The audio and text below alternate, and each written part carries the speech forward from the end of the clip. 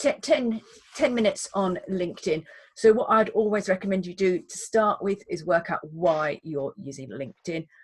Review what you're currently doing, think about the aims for your LinkedIn, understand who your audience is, look at which bits of LinkedIn you're going to use, think about what you're going to say, how much time you're going to spend, and how you're going to measure your success. Obviously, we're not going to cover all of that today, so I'm going to cover 3 things today. We're going to look at profile building, then extending your network, and then sharing content. And they're the 3 aspects that you need to do. You need to get a fantastic profile, fantastic network, and then fantastic added value content.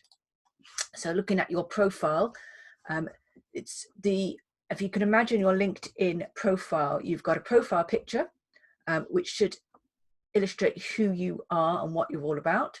But above that, you've got what's called a cover photo. So it's quite often a blue space above your profile. And that's really good marketing collateral. So you can either use it to demonstrate what you're about from terms of business, or you can use it to demonstrate what you're about in terms of your personal life.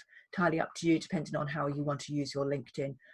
But don't not use it, because it is marketing, an area for marketing.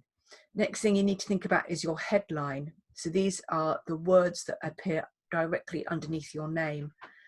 They should be what you do, not who you are. So I always have this problem with accountants, sorry, Alan, and solicitors who are very concerned with being partners or directors. So nobody actually is going to search for a partner in a law firm. They actually want to search for a family lawyer, something like that. So it's really thinking about what people are going to search for and making sure you use those keywords in your headline. We then come on to the about section. The about section used to be called summary section in LinkedIn. Now the about section, the first 2.5 lines of the about section are the most important, because that's what people will see before they have to click on read more. Again, the about section should be full of your keywords.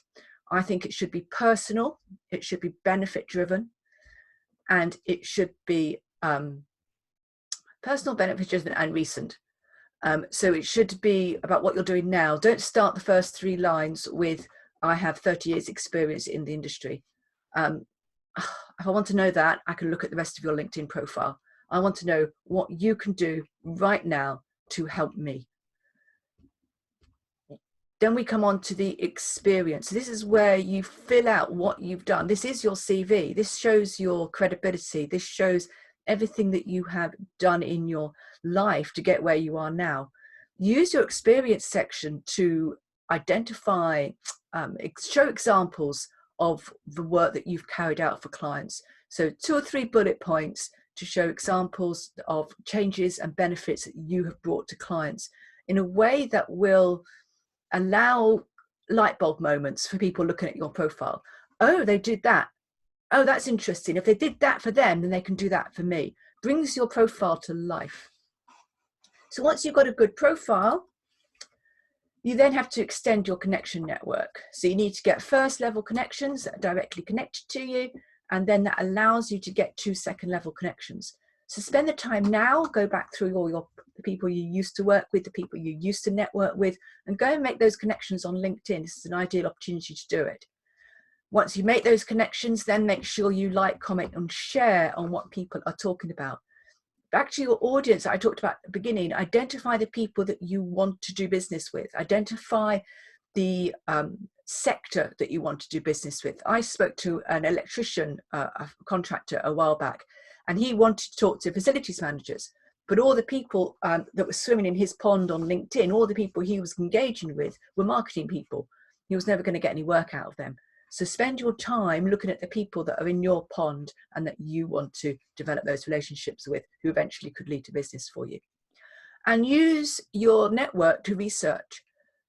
LinkedIn is a fantastic database of people, and you can access, if you've got a decent network, you can access virtually anybody on LinkedIn, find out more about them, and develop those connections and develop those relationships with them. And then send messages to them. LinkedIn messaging is fantastic. I will get a response if I send somebody a LinkedIn message far quicker than if I send them an email, because it arrives on their phone if they're using LinkedIn. And then we're looking at content. Make sure that any content you create is useful and added value. There's an awful lot of low quality content on LinkedIn at the moment. The number of messages I saw about Zoom meetings, it's not adding value to me. How can you add value to me? How can you help me in my everyday? How can you establish your authority? How can you establish your brand as somebody I need to go to find out about your sector? Make sure that you're sharing content with your branded images. So try not to use stock images, try to brand them, and try video. Video is becoming increasingly popular on LinkedIn. One of the things we've had real good success with is documents, where we've shared documents on LinkedIn. LinkedIn seems to promote those documents to more people, so more people can see what you're saying. And then different types of content. You can do short status updates, which is including your video and your images and your documents, or you can do full-length articles. Those full-length articles should be opinion pieces. They should be added value. They should not be a sales piece. People are not on LinkedIn to buy from you. They're on LinkedIn to develop a relationship. Your aim for LinkedIn should be to get to the next step, whether that be a coffee, a Zoom call, or eventually a face-to-face meeting. Your aim on LinkedIn should not be to actually sell. If you sell, that's a bonus. And then finally, spend 10 to 15 minutes a day on it and you will get success. But make sure you measure what you're doing. So connection requests, views on articles, views on your updates, views on your profiles, and then think about what is the next step for your relationships on LinkedIn. Any questions? Sorry. Do you want to stop sharing screen so we can see everyone? And then... I'm just trying to. Oh, there it is. There we go. Lovely. Okay, to those who've just joined, welcome. We've just had 10 minutes on Mary on her ideas as to how to build LinkedIn, build profile on LinkedIn in lockdown. Then we're going to have a breakout session in a moment with a bit of a follow-up. And then having done that, we'll come back and hear Daryl's story about how he built his sales funnel, and then we'll see how we go. Am I right in thinking there's a minute silence schedule for today at 11?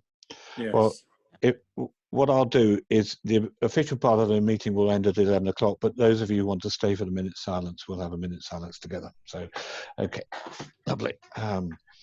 Right, in fact, probably what we might do is bring it all to a conclusion about 3 minutes to 11, and then if anyone's got any stories about NHS workers, they're very welcome to share them then. Okay, lovely.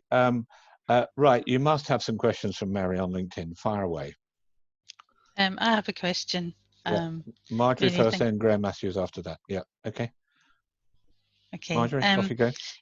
Mary, I just wondered what your thoughts on LinkedIn, because I know that there's you can just join it, or you can become a member of it. I can't remember what it's called, where you actually become a gold member. Premium or thoughts? Sales Navigator. Premium, yeah. So premium, that's it. That's the word I was looking for. There's lots of various different options for paid on LinkedIn. I have actually used some of the paid options in the past, but only to understand how they work from a training point of view. I use the free option. If you have a big enough network, you can access most people through the free option. You should develop your messages so that people want to connect with you on the free option. The paid can be very good for a very, very specific reason if you're doing a very specific sales. But for general use, I would use the free option. Thank you. That's really good. You just saved me about 500 quid a year. Happy days, right? It's expensive. Yeah, it's really expensive, and it works. I know people who've used it very successfully, but it's for this very specific reason that you can't access other people. You can't access the people you want to access through any other way. But most people these days, it's relationship, it's marketing, it's networking. If you use it for networking rather than sales, then you should be all right on the free option. What about the sales facility, the search facility? Is that, can you get enough? Say, for example, I wanted to do a campaign to charities. Would I be able to find enough charities on LinkedIn? So you could find people that have a role as a charity? Yeah.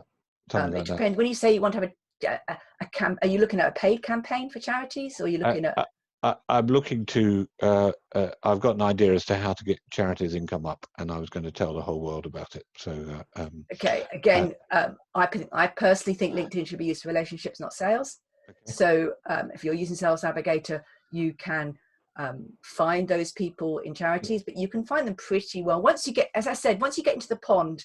So what you'll find is once you start connecting with people like Tim, he'll be connected to loads of charities.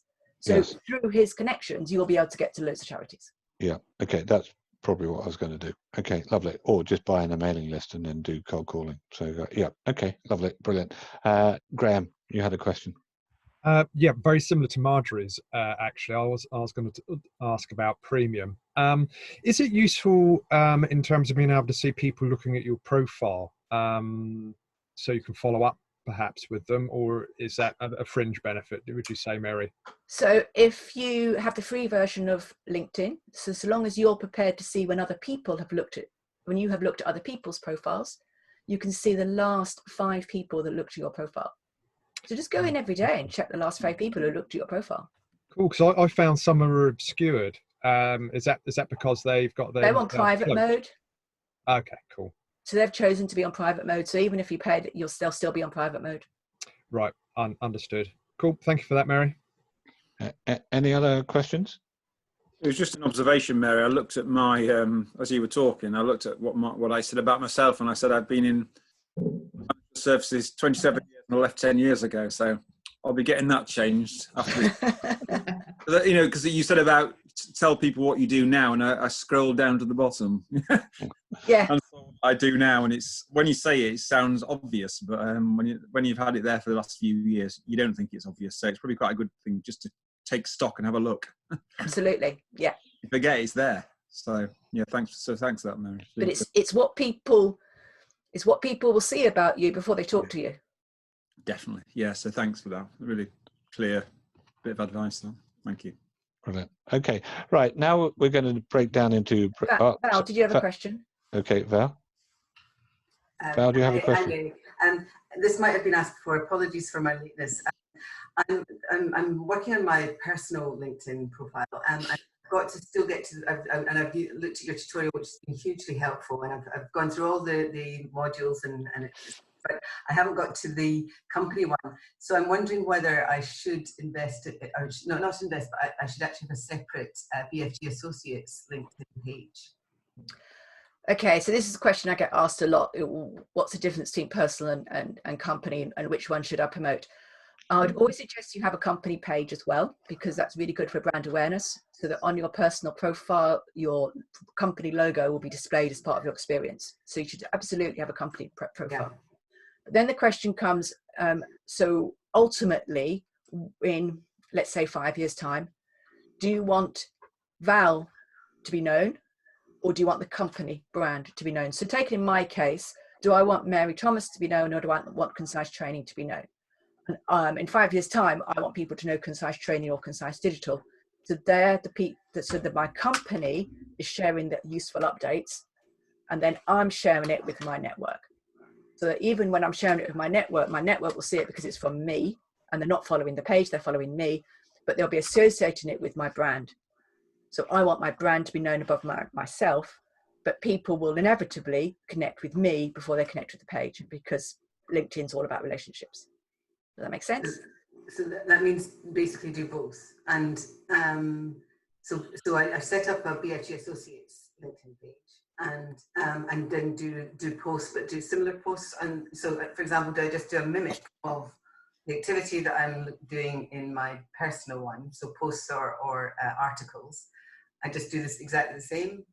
So I would do the articles on Val, because you can only do articles on Val. But I would do